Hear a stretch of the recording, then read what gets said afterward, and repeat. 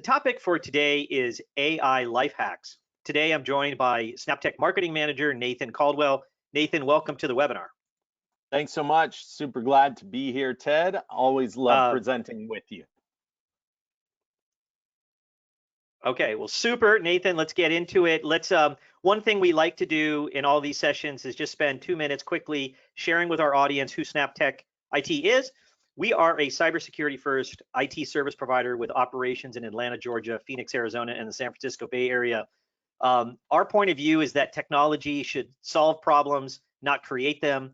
But we often work with new clients who are having a lot of struggles with their technology. Sometimes they're struggling with downtime, technology issues getting in the way of people being productive, or they're losing sleep about their cybersecurity posture. And we set out to try to help solve those problems for our clients. And we do it with a proven process where we put in place a technology plan and an IT roadmap for you. We give you a predictable IT budget. We implement our best practices. And what you benefit by is your people are able to be productive. They're able to work anywhere, whether they're working in the office or remotely. When things break, and things always break in technology, that's just the way it goes. Your people will receive fast, friendly support from our team, and you'll get that peace of mind that you're working with a partner that really believes in the importance of cybersecurity, and you'll know that your data is secure and your operations are secure. We do this in 2 different ways. If you're a smaller company or a growing company and you have no IT department, we deliver what's called fully managed IT. And that's where you really turn to us for everything in the outsourcing solution. If you're a larger organization and you have an IT director and IT team, we deliver what's called co-managed IT.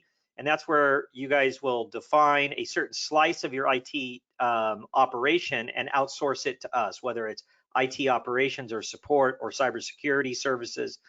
You can outsource a small sliver of them to us. We call that co-managed IT. So that's it on just a little bit about who SnapTech is. Let's go through today's agenda. Our goal in this session is really to give you your time back, to help you leverage AI tools to be more productive, and to really, if you're an organization that really hasn't embraced AI today, we want everybody who's listening into this webinar to really become an AI technology champion in your organization. We're certainly true believers. Nathan and I use AI technology throughout the day, every day. We're part of discussions to keep SnapTech at the forefront and bringing this technology to our clients and leveraging it to make them more productive. And today, we only have an hour together. So Nathan and I have identified kind of 6 different AI life hacks or tips or tricks that we want to bring to you to show you how to leverage AI immediately using tools that are available today with just a little bit of extra planning and execution on your part. So here's what we're going to talk about. We're going to look at calendar scheduling. We're going to look at how AI technologies like Microsoft Copilot really transform meetings. When you can record and transcribe and leverage AI for your meetings, it really changes how important meetings can become inside your organization. Nathan's going to talk about how ChatGPT can help you with task management, task reminders, and automations. And we're going to look at how you can use AI tools like Copilot, ChatGPT to really turbocharge your content creation in your organization and integrate these AI applications with other common tools we use day to day to create content or do marketing materials, things like Canva. And then we'll finish up with some announcements. So let's get into it. So the very first one we want to talk about is calendaring. And some of the things we want to show you here, it's not so much that calendar automation is AI. It's just that what we're seeing is so many B2B workflows, like things like putting a AI-driven chat in front of your customer support function, or leveraging chat in your sales interaction. Almost every use of AI ultimately eventually lands with a human, in many cases. So we're using AI technology as a way to scale our organizations, to provide better service, to automate the interactions that sometimes can just be done by handing off the right information to an audience. But a lot of times, these like a chat interaction, we get to the point in the conversation where we got to get person to person, and that's where calendaring comes in. It's like AI is going to make us more productive. It's not going to eliminate human beings. And if you think that's what this is all about, you're really not thinking about AI in the right way. So we're going to look at calendaring. The problem with calendaring today is that everybody in the business world and in a lot of customer service and service functions with B2C, calendars are extremely important. And the problem is if you're trying to like schedule meetings over email, you get trapped in ping pong. Sometimes you're annoying decision makers, like the critical VIP person you're trying to reach. You're making it very burdensome just to get them into a meeting. You want to make that process like very self-service, very smooth, very elegant. And we shouldn't make scheduling complicated. So what we want to take a look at is we want to look at a couple tools that are available, things like Calendly, Microsoft Bookings, and HubSpot, to show you how you can automate calendaring and make your people more productive and integrate this in some of the other AI workflows that you might be engineering in your business. So And today, Ted, just add like a quick comment there. It goes even beyond the experience of giving people a good experience to schedule time with you. It's also eliminates a lot of missed opportunities to meet with people. If there is friction, you see people like avoiding the task. If they can't find a time with you and the ball keeps rolling forward in the email ping pong trying to find a time, what's the likelihood of them pursuing that challenge to the end of getting time on your calendar and being able to meet with you? And so by eliminating a lot of that friction too, you help your success rate of actually accomplishing the meeting with those people and getting the task done. that's right. So let's look at this. Let's go over to, so we're going to be doing a little bit of demos today where we leverage a browser, and some of the things we're just going to try to capture with screenshots in our PowerPoint presentation. But I'm over here now in a Microsoft Edge browser, and I've got all my demo steps keyed up here as bookmarks. So the first thing I want to show you is Calendly.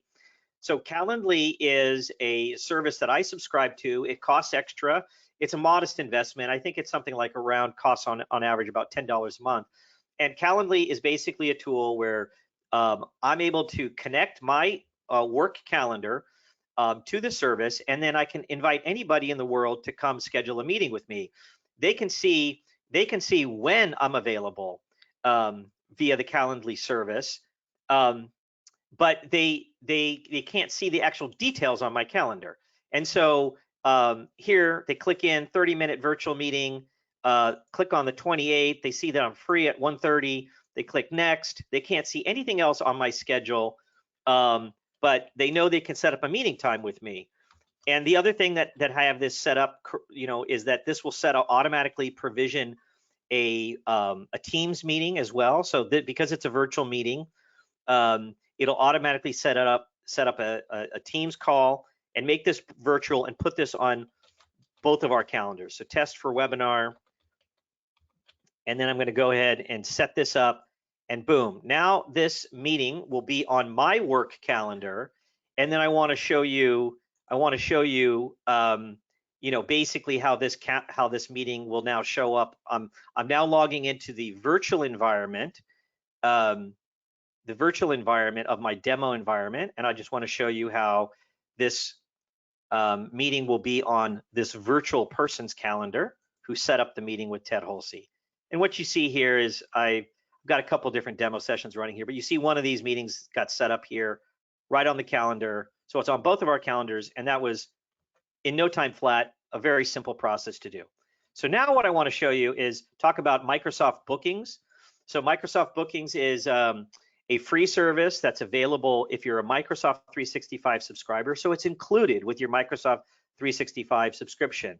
Right here, we're looking at the back end, like the kind of like the organizer portal as the person. So you can go in here and customize the different kinds of meetings you want, whether they're virtual or in person, the length of the meeting.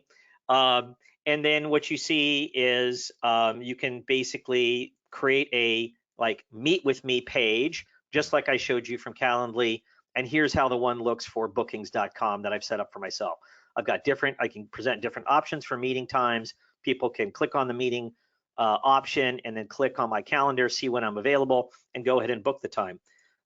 One other thing to show you on bookings is you can also set up what are like teams, like a you know, what's a very common scenario in most workplaces is you have like a recurring meeting that where, you know, 2 or more people inside your organization need to regularly participate.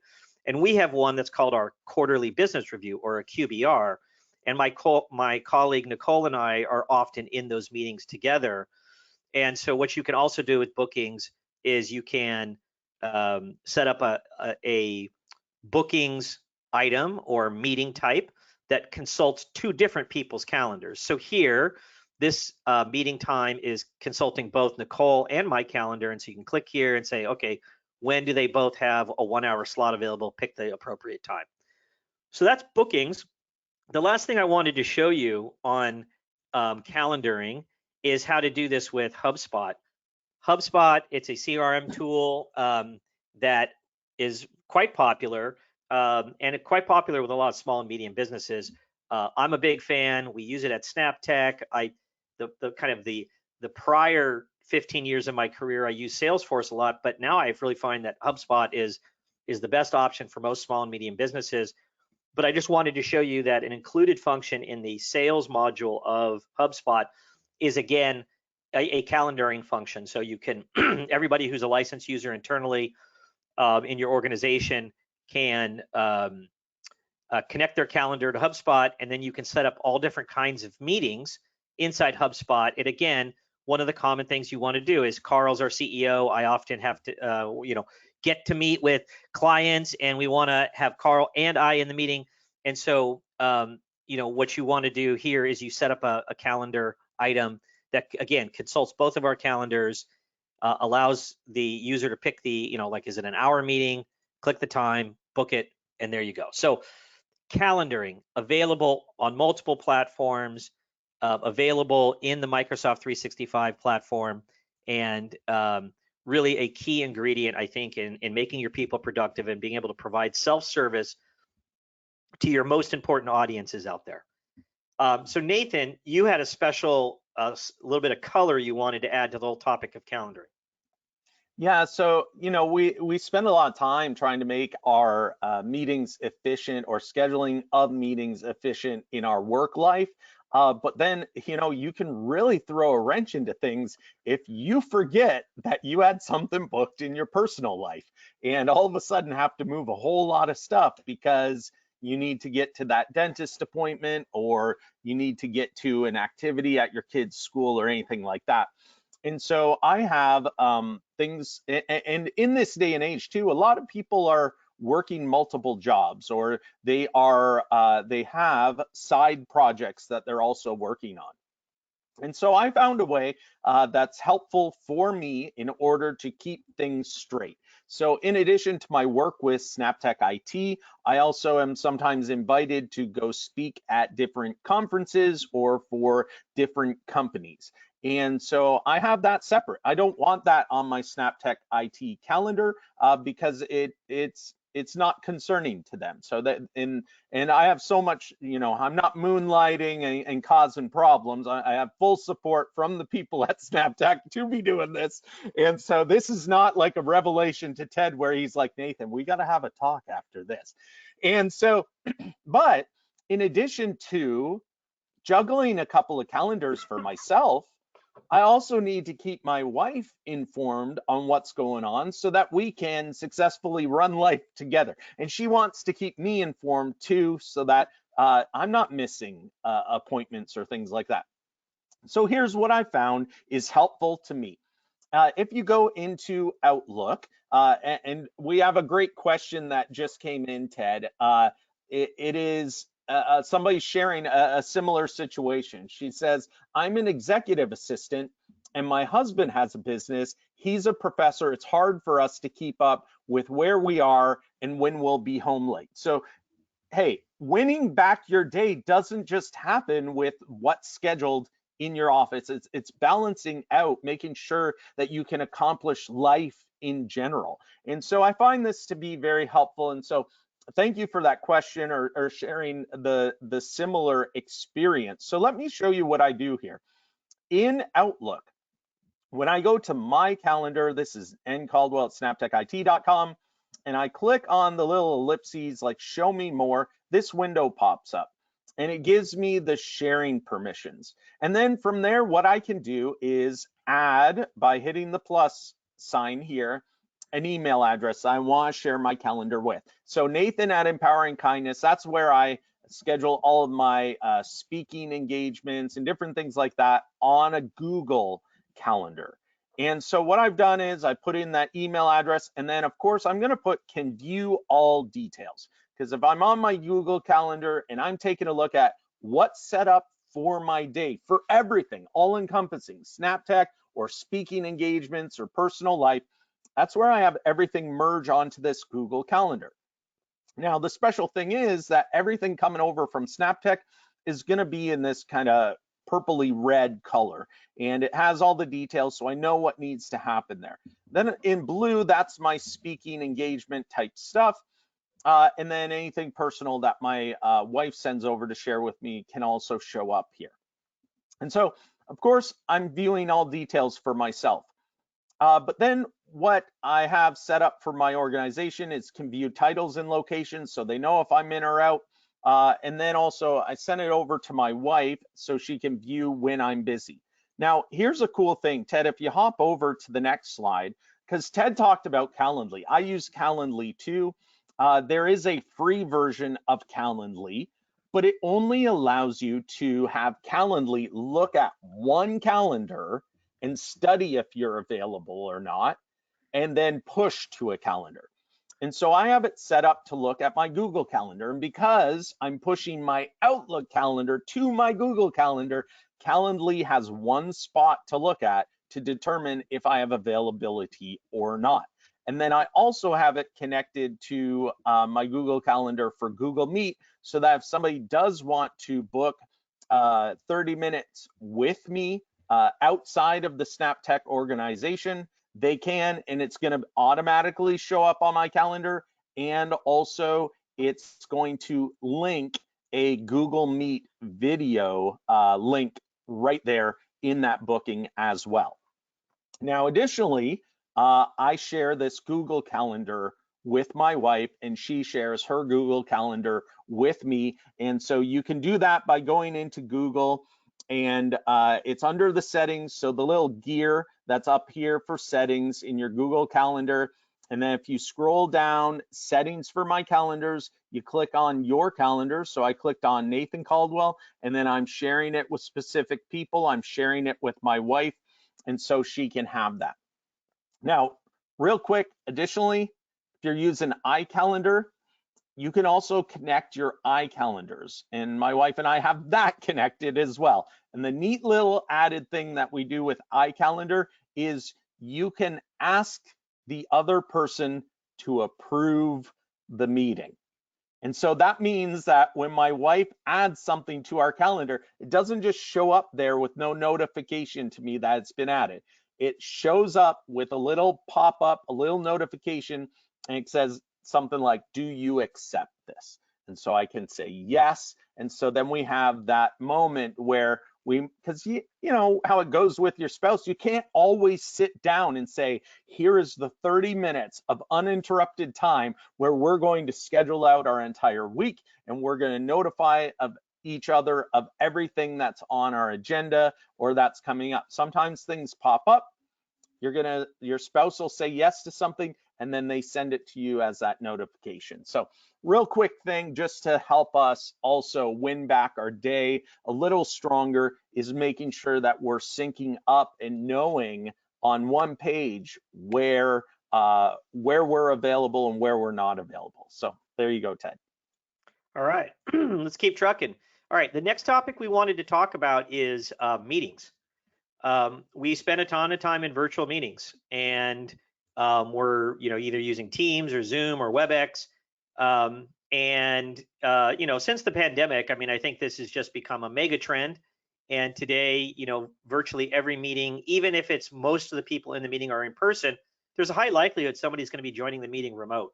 And so every meeting kind of has video-based collaboration included in it. Now, what are all the challenges? Well, people, sometimes we're frustrated because we want to try to get the right people into a meeting, but people's calendars are jammed to the gills, as you saw from Nathan's calendar. And you just can't find time to meet with people. And sometimes that's a huge blocker. And sometimes you just need to make the decision, well, we've got 80% of the people we need to be there, and the 20% who are overscheduled or overbooked, they're just going to have to catch up on the meeting minutes from the meeting. Now, but the problem is that in general, with the amount of volume of meetings we have and all the work we have to do, like, who has time to send out meeting minutes, right? That can be a real pain and a real burden. So the good news is AI is here to the rescue. If you're not yet using things like Microsoft Copilot for Microsoft 365, you should be. We've produced a ton of content. Check out our YouTube channel. We've got a ton of content about it.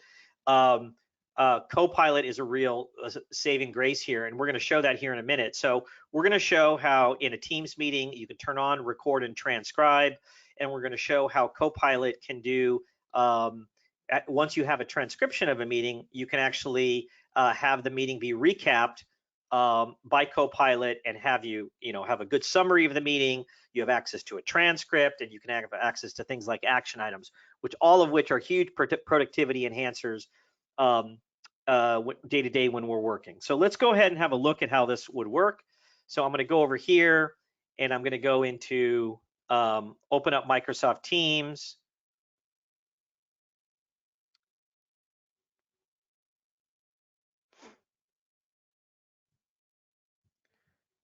And I think what I might do is just go here and create a new event.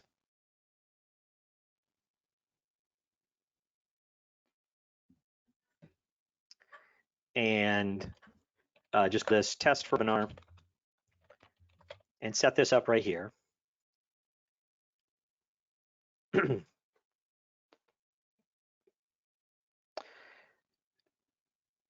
And I'm going to go ahead and open this meeting.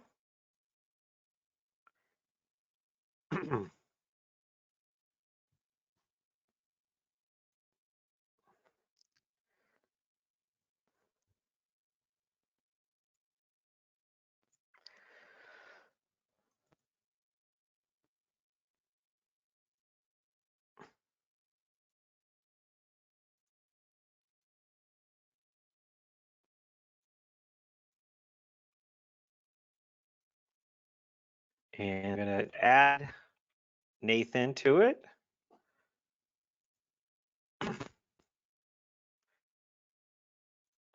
Delete this.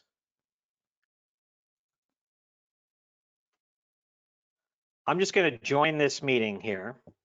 So here's a meeting that we have scheduled. And all I want to show you how to turn on recording and transcription. And so when you join a Teams meeting, what it's going to do is it's going to present you very quickly with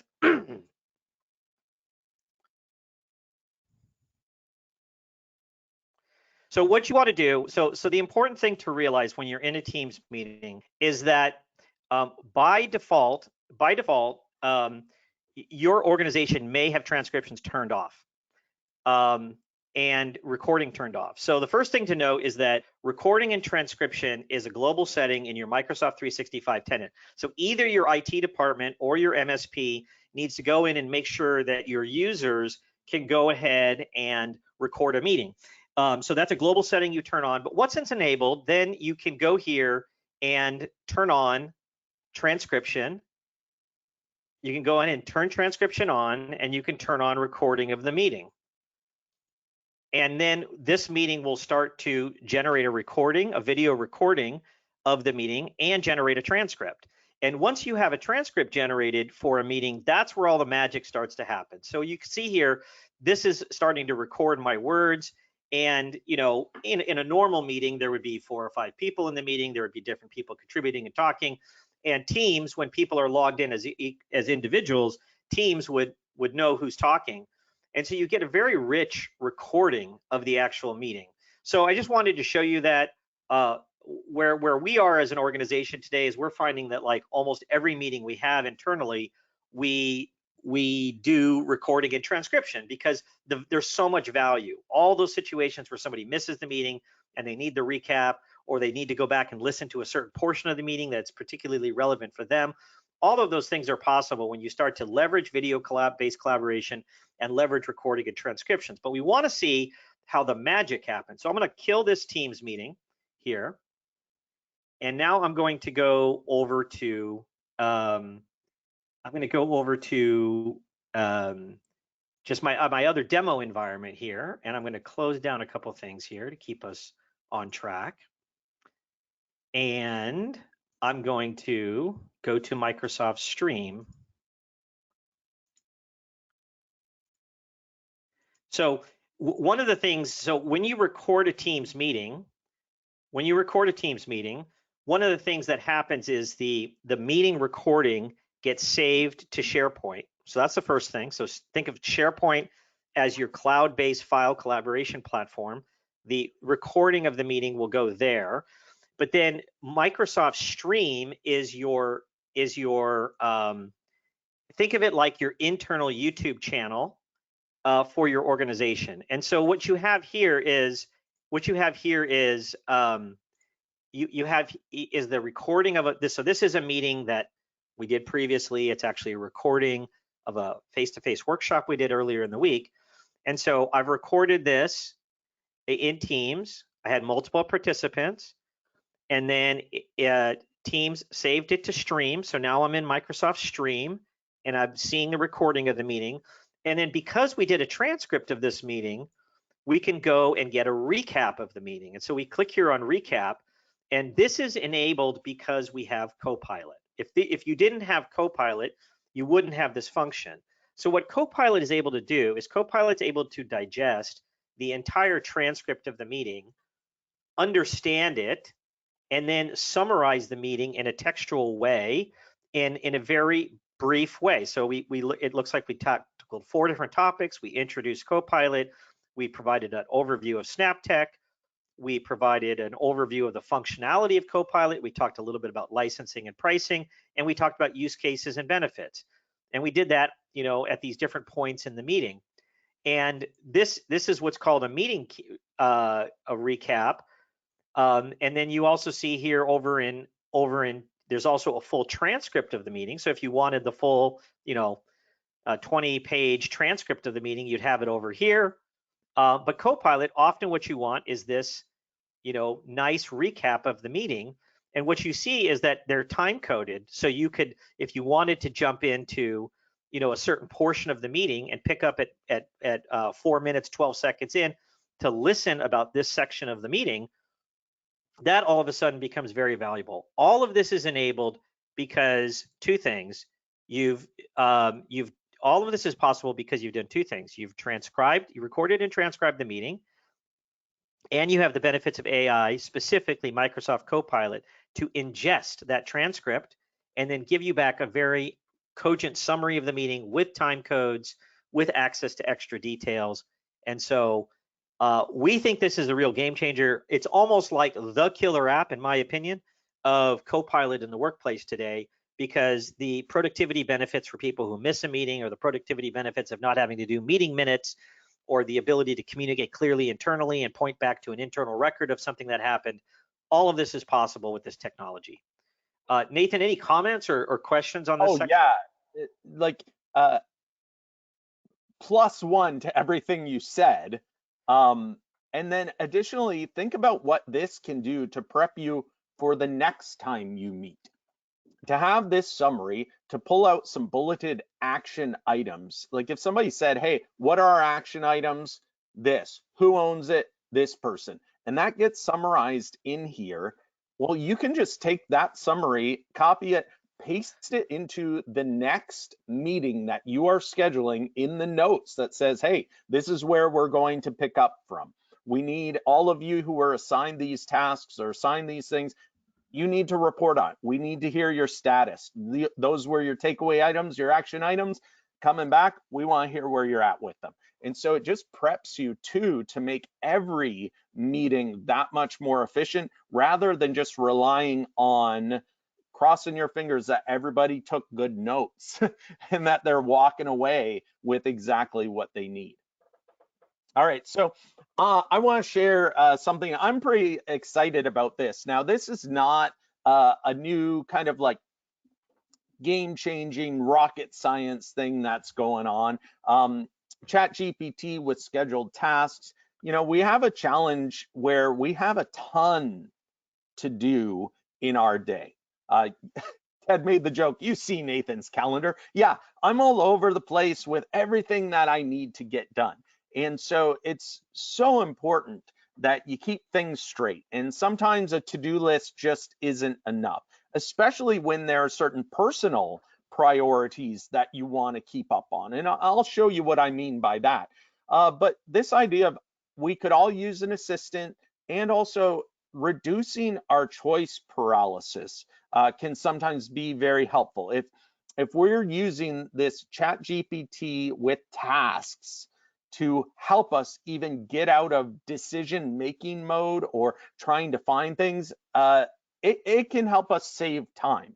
And so, like I was saying, it's not exactly like a total game changer, but it is very helpful. And it's utilizing AI to get things started, to get the ball rolling, and take away a percentage of busy work to make sure that you are getting things done. And so the tool that it is ChatGPT 4.0. So it's the paid version, but you would go in, and when you select which version you're going to use, rather than just ChatGPT 4.0, you're going to choose ChatGPT 4.0 with tasks. And so there's that little drop down you want to do.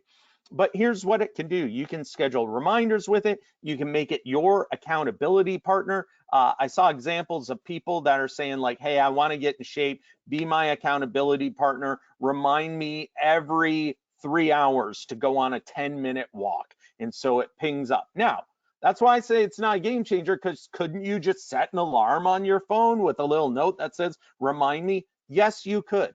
But then you have to manage the scheduling of that, all of that sort of stuff. Whereas with this, it's just you tell it what to do and it follows through with that.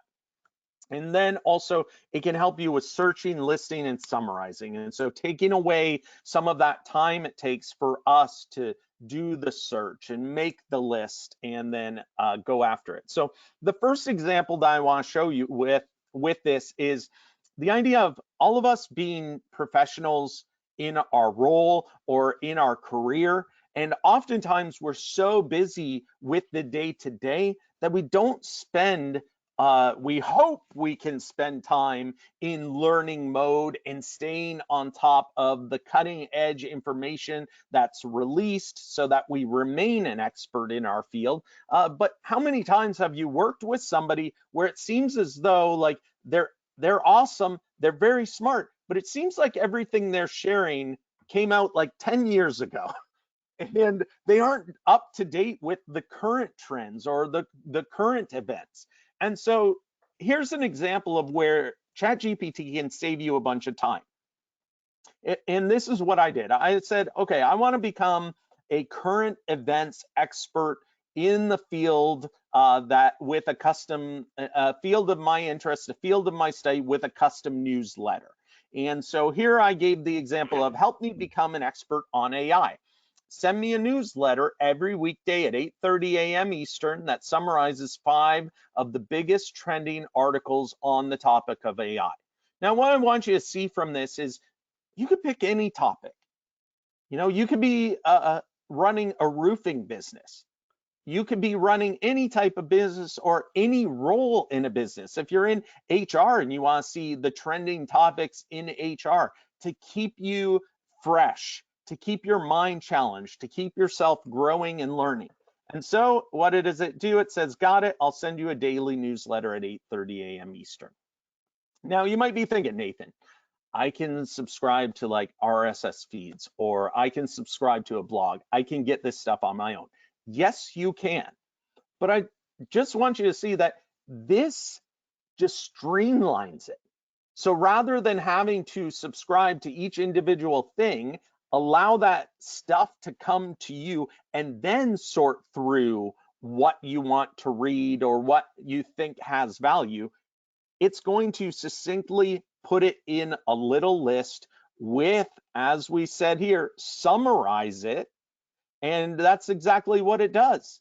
So it says, good morning, here are 5 of the most significant AI related articles training today. I just chopped out the top 3 here, and it's doing this every day for me. And so look at the articles. Google develops AI co-scientists to accelerate research. Gives you a little brief paragraph and then a link to the article. So now instead of spending your time, and we all know this happens, right? You think, hey, I'm going to Google it every day, or I'm going to get Google alerts for this every day. And you go into that email, you look at the Google alerts, and pretty soon you're down a different rabbit hole. You get distracted. This gives it right in one spot, succinctly, the ability to read just a few paragraphs, to be up to speed, up to date, and then if you need a little more info, you can click on those links. So Ted, if you want to hop over to the next example, ChatGPT with tasks. So the idea here is save time scrolling with a curated podcast episode list. Now, Ted, do you ever sit down with your wife, your kids, you got the popcorn in your lap, you got your nice Coke or Mountain Dew at your side, and you're like, let's, as a family, choose something to watch on Netflix or Disney Plus or whatever. And you start scrolling and you're scrolling and scrolling and scrolling and scrolling. And then you decide, we've just spent 20 minutes scrolling. We haven't even picked a thing to watch. Well, I find that that happens to me sometimes. And especially if I'm like leaving work, or I used to have a big commute, and I would leave work and I'd want to spend time on my commute ingesting information that helps make me better, helps me learn. And I found that I would be getting in my car, about to leave, and have to spend a few minutes looking for a podcast episode, searching, trying to find one that I wanted to listen to. And so what this does in what I set up is message me every day at 5 p.m. with Apple Podcast links to the highest rated episodes of today's leadership podcasts. So that serves me up 5 episodes. And then as in the app on my phone, the ChatGPT app, all I have to do is click on that link and it opens up my podcast and it begins playing. I don't have to search for anything. It's already curated and suggested for me. Now, I do want to point out one thing, because anytime we're working with AI and we're prompting it, we have to be effective with our prompts in order to get what we want back out of it. Initially, when I set up this task, I said, message me every day at 5 p.m. with links to the highest rated episodes of today's leadership podcasts, with links to it. Well, it interpreted that and sent me back just Wikipedia articles that talk about the podcast itself, not each episode. And so I had to go back and rewrite it that I wanted these Apple Podcast links, because I want it to be just at my fingertip, where each day at 5 p.m. I can just open up ChatGPT, it's right there, and I click it and it pulls up the podcast. Additionally, you don't even have to remember to go into the ChatGPT app or browser to get to this list. With these tasks, it also emails it to you and says your task has been completed. Basically, visit ChatGPT now to see it. So there you go, little tip, little trick in order to use AI to win back part of your day. Yeah, and I think, Nathan, you provided a couple of really good examples, but I mean, you could just, sky's the limit in terms of like different potential use cases for this. I mean, anything any sort of industry topic you're supposed to stay on top of, or maybe there's somebody that reports to you that you really want them to be the subject matter expert on something. I mean, this is a great opportunity to say, hey, look, there's no excuse. There's no excuse not to be on top of this information when you can have a robot daily go find you the podcasts and newsletters and news articles that cover these different topics. There's really no excuse.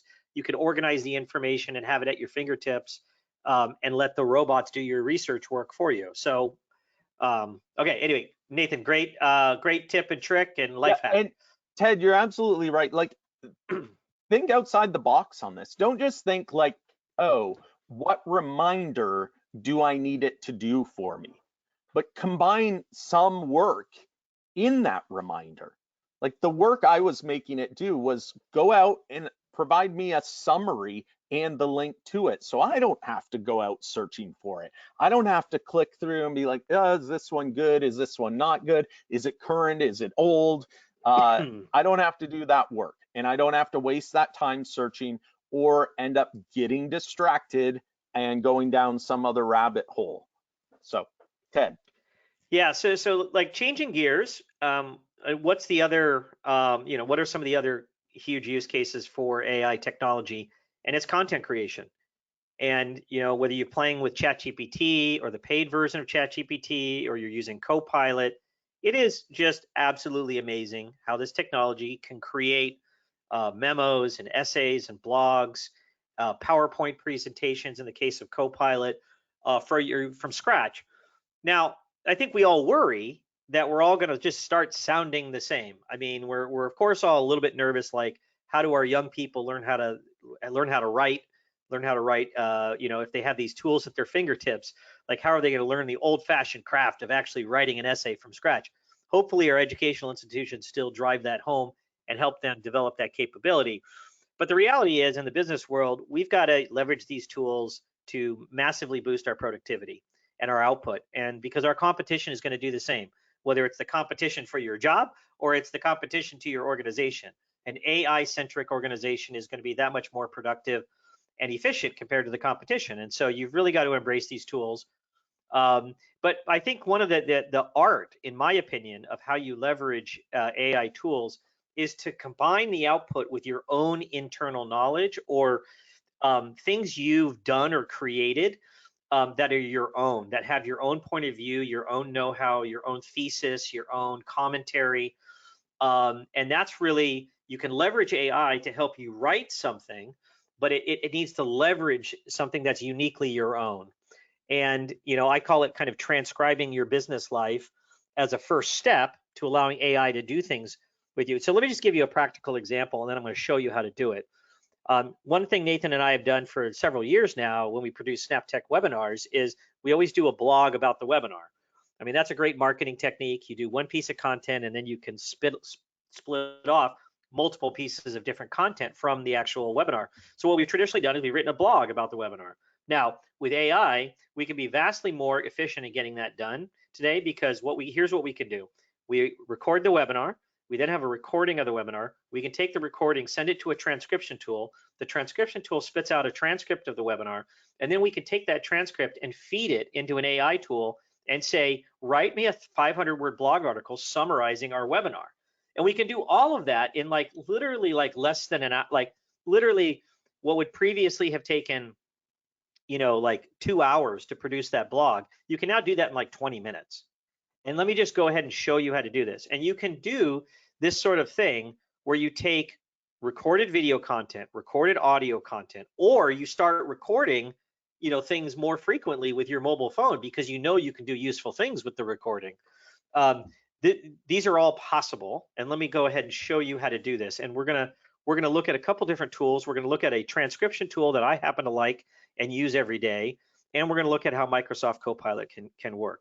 So let's go over, so I'm going to go over to Firefox here, and I'm going to open up a browser window. And the first thing I'm just going to show you is I'm going to go to our YouTube channel. So this is the SnapTech IT YouTube channel. And we can go ahead and pick, we can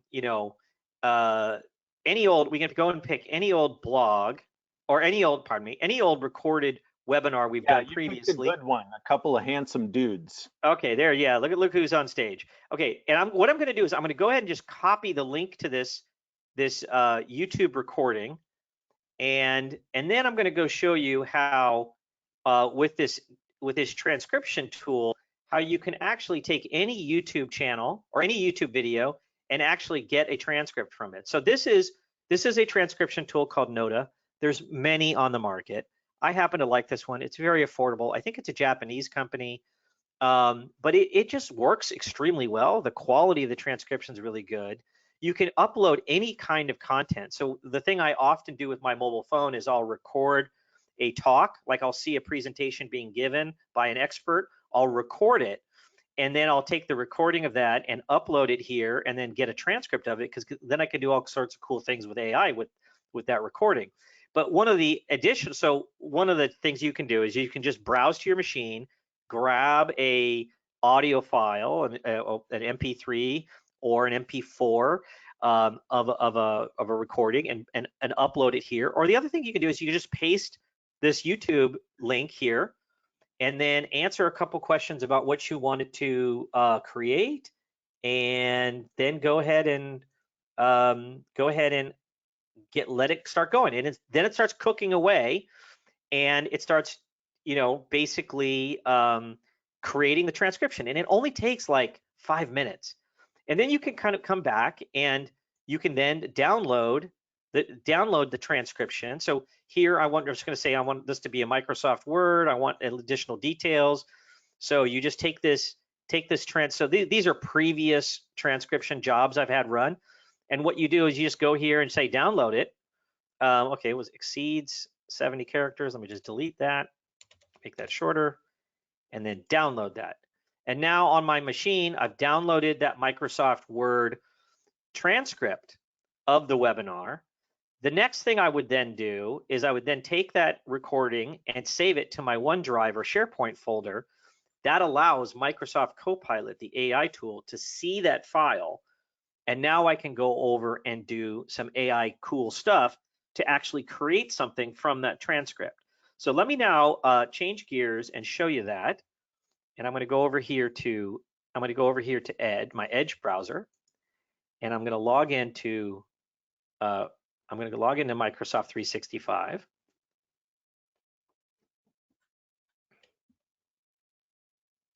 And I'm going to go to Microsoft Word.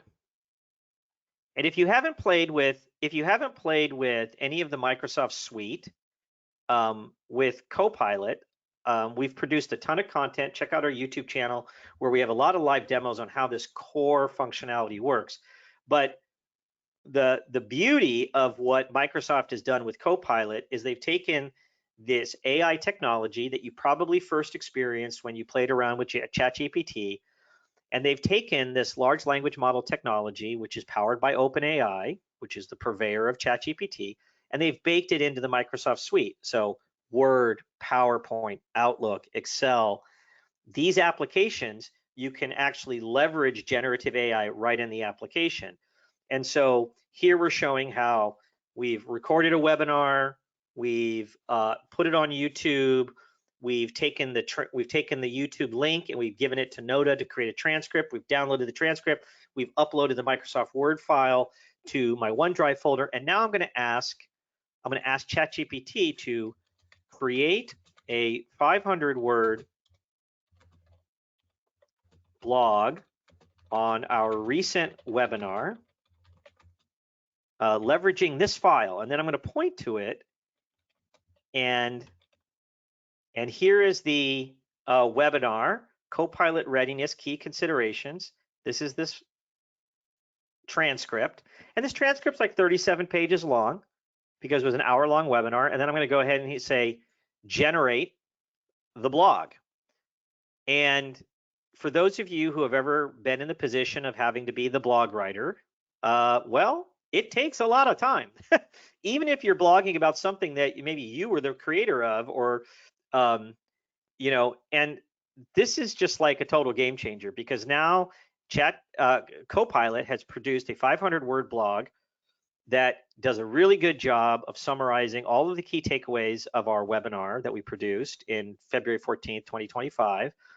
And you need to go in, it gets you like 80 or 90% the way there. You see that it misspells my name, it misspelled our CEO's name. So there you need to go through and like clean up some stuff. But this is a really good job of covering the top 9 or 10, practical considerations coming from our webinar.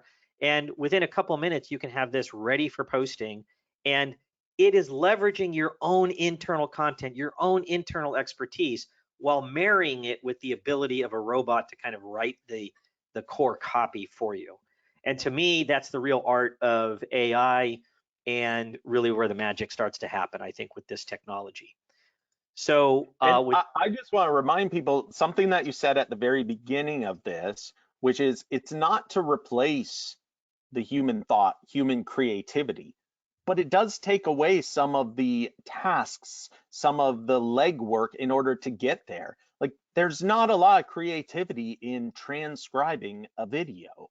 But then once you get that first draft from AI, to go back in and tweak the voice, make it sound more like you, or add opinions that aren't necessarily in the transcript, but it can be the color commentary that you then add into it to make it your unique perspective on the content that you've already produced. And so you know, yeah, there's cleanup involved, there's editing involved as far as like spelling and stuff like that, but there's also that opportunity to get your voice back into it. And so, you know, Ted, you said, you know, what normally would take a couple of hours down to 20 minutes. Well, that gets you to the point that 20 minutes of work takes away all that legwork to get you to the point where it's like now you can start the creative process rather than being burnt out on the 2 hours of let me listen to this and transcribe it or send it out for transcription and wait for it to come back.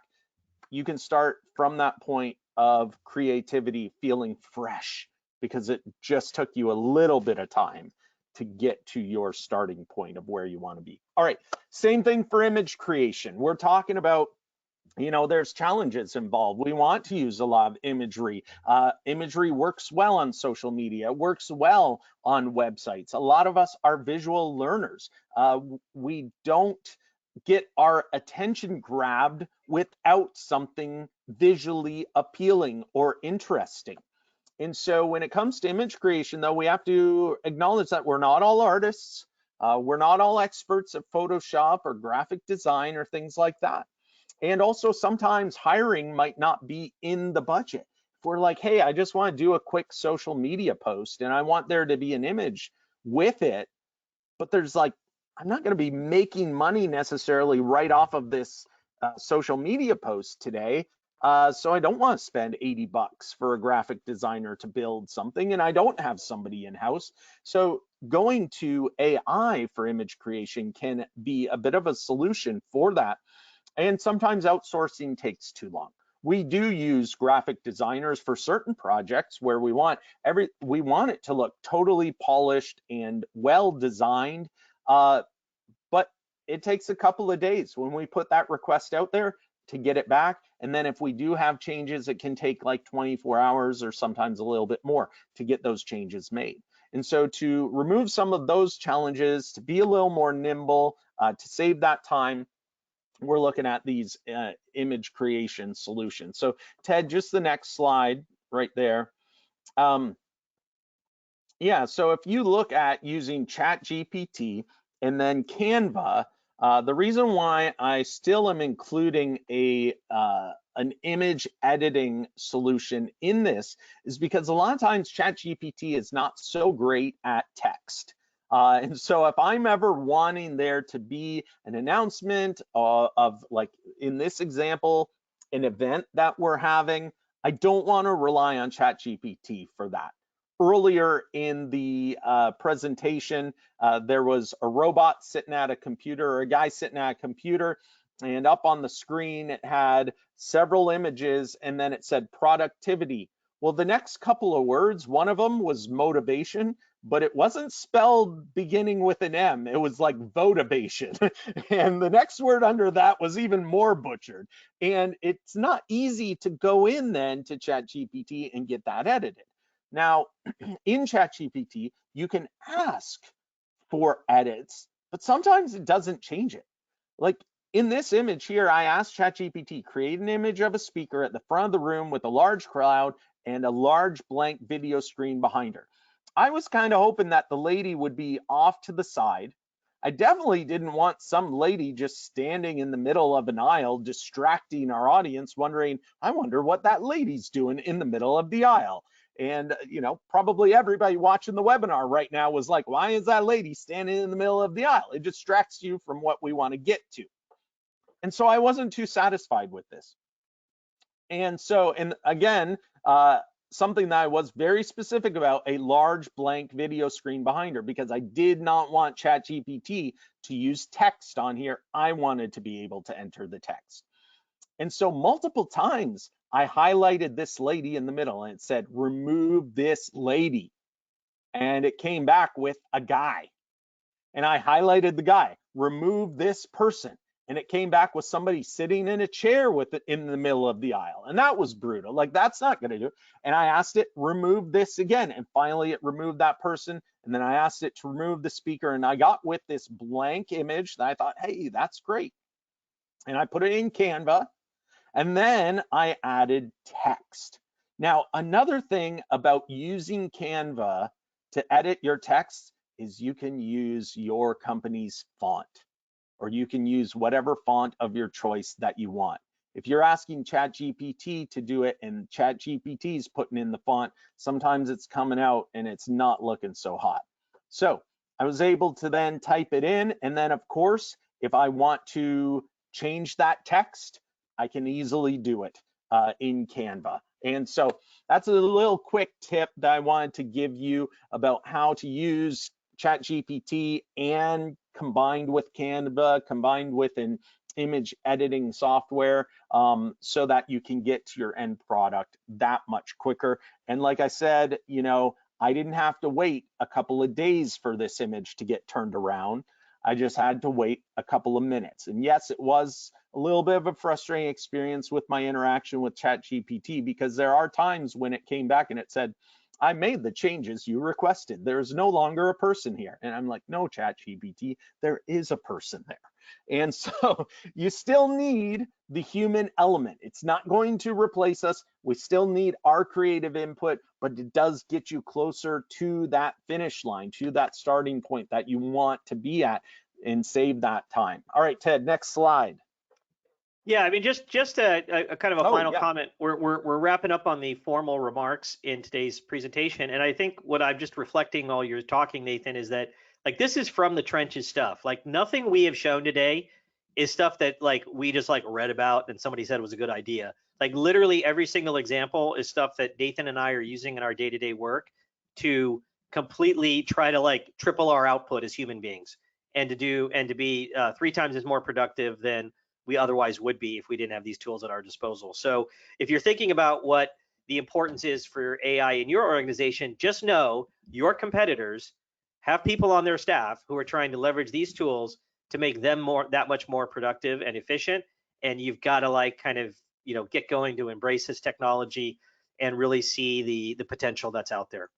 Okay. Yeah, and just another comment on that, Ted, is sometimes when we look at the ChatGPT output and all that sort of stuff too, we're like, well, it's not as good as getting a graphic designer to do it from scratch and have every detail you want. Absolutely, you're right. It's not perfect, but I like to use the expression, done is better than none.